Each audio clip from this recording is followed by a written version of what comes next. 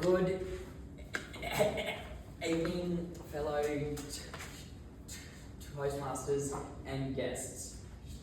Tonight, I'll be doing a speech on why getting uncomfortable is the way. Just a second.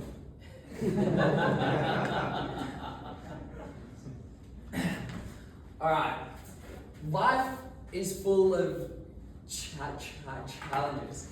It is a constant fight. Yes, it is full of failures, but it is also full of success. Life is extremely up and down, and I know that it sounds like a cliche, but it is how we get through these times of when we're down has a huge effect on how we live and get through these tough times in our lives. We all have our own personal challenges through our lives. I mean, you could have been born dirt poor in some country, like stressing about food and just like scared about where your next meal might come from. Or you could have been born rich, stressed and scared about what kind of first car your dad might buy you. Now, I guarantee you that this kind of feeling that both of these hypothetical people felt is probably the same, because for them it is a life and death situation, but clearly one is more life and death than the other. I'm sure all of you can think of a time in your lives when life did or tried to strike you down. What did you do? How did you feel? How did you get through it, and how did it change who you are as a person? I think it is important that when we are going through tough times is to try and find the pros in all of these kind of challenges. So for me, as I'm sure all of you are now aware, a big challenge of mine is speaking or stuttering. So I pretty much started stuttering when I was about 6 years old, and that has been like a challenge throughout my life. But a few pros that I've found through it is I'm more patient now. I really kind of stop and try to hear what another person has got to say.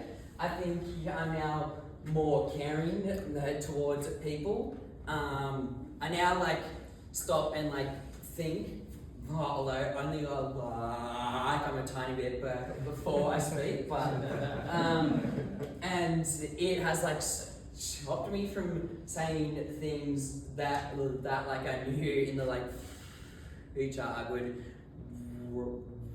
regret saying. So I guess those are a few pros that come with having a stutter. So coming back to the crux of my speech and getting uncomfortable. So for me, a couple of things that I would do is because I was scared of calling people, talking on the phone. I would just call shops just randomly and just say, hey, whoa, what time do you guys open and close, and just ask for a random thing that their shop sold. Anyway, so I would do that to just push myself and get in that challenging kind of space, and I would just like go out to the street and just talk to like random people because I was terrified about like speaking to people. Another thing I would do, which is what I did when I started, is like I would go out to like a big like shopping mall and just get like down like on the ground and just do some push-ups. And I would get like people just coming past like pointing at me or like laughing at me, and that was fine because during yes it like sucked and I felt like terrified, but then afterwards I felt like comfortable and like more confident, I guess, in my own skin. So all of these things have helped me kind of get past that fear of speaking. So that is why I challenge all of you here to choose one thing in the next like week or so that purposely makes you kind of like uncomfortable, and we can like talk about it in the next like meeting or something. But I guarantee you that like if you just go out there and do it, you'll the great like after it's done. Thank you all for listening to.